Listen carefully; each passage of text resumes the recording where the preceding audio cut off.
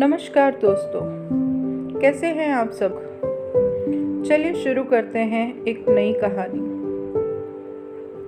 एक बार एक शिक्षक संपन्न परिवार से संबंध रखने वाले एक युवा शिष्य के साथ कहीं टहलने निकले। उन्होंने देखा कि रास्ते में पुराने हो चुके एक जोड़ी जूते उतरे पड़े हैं, जो संभवतः पास के खेत में काम कर रहे गरीब मजदूर के थे, जो अब अपना काम खत्म कर घर वापस जाने की तैयारी कर रहा था। स्टूडेंट को मजाक सूझा। उसने अपने टीचर से कहा, गुरुजी, क्यों ना हम इन जूतों को कहीं छिपा के झाड़ियों में खुद भी छुप जाए।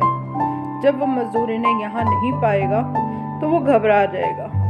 तब तो बहुत ही मजा आने वाला है। टीचर गंभीर होकर बोले, किसी गरीब के साथ इस तरह का भद्दा मजाक करना ठीक नहीं। क्यों ना हम इन जूतों में कुछ सिक्कों को डाल दें और छिप कर देखें कि इसका मजदूर पे क्या प्रभाव पड़ता है। शिष्य ने ऐसा ही किया और दोनों पास की झाड़ियों में छुप गए। मजदूर जल्दी ही अपना काम खत्म कर जूतों की जगह पर आया। उसने जैसे ही एक पैर जूते में डाला, उसे किसी कठोर चीज का अनुभव हुआ। उसने जल्दी से जूते हाथ में लिए और देखा अंदर कुछ सिक्के पड़े थे। उसे बड़ा आश्चर्य हुआ और वह सिक्के हाथ में लेके बड़े गौर से उन्हें पलट पलट कर देखने लगा। फिर उसने इधर उधर देखा। दूर दूर तक उसे कोई भी नजर नहीं आया, तो उसने सिक्के अपनी जेब में डाल लिए। अब उसने दूसरा जूता उठाया, उसमें भी सिक्के पड़े थे। मजदूर भाव विभोर हो गया। उसकी आंखों से आंसू बहने लगे। उसने हाथ जोड़कर ऊपर देखते हुए बोला, हे भगवान, समय पे प्राप्त सहायता के लिए उस अनजान सहायक का लाख लाख धन्यवाद।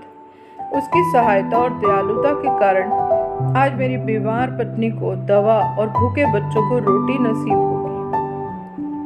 मजदूर की बातें सुन के उस स्टूडेंट की आंखें भर आई। टीचर ने स्टूडेंट से कहा, क्या तुम्हारी मजाक वाली बात की अपेक्षा जूते में सिक्के डालने से तुम्हें कम खुशी मिली क्या?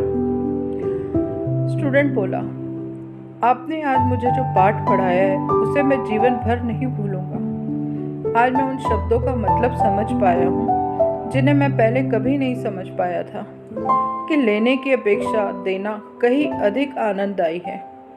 देने का आनंद असीम है। दोस्तों, सचमुच जॉय ऑफ गिविंग से बढ़कर और कोई सुख नहीं है। हमें इस कहानी से शिक्षा लेते हुए अपनी अपनी क्षमता के अनुसार ज़रूर कुछ न कुछ दान देना चाहिए और ज़रूरतमंदों की हर संभव मदद करनी चाहिए। अगर आपको मेरी ये कहानी पसंद आई तो प्लीज़ इसे लाइक, शेयर और सब्सक्राइब ज़रूर करिएगा, ताकि मेरी आने वाली कहानियों आप पहले सुन सकें। Thank you.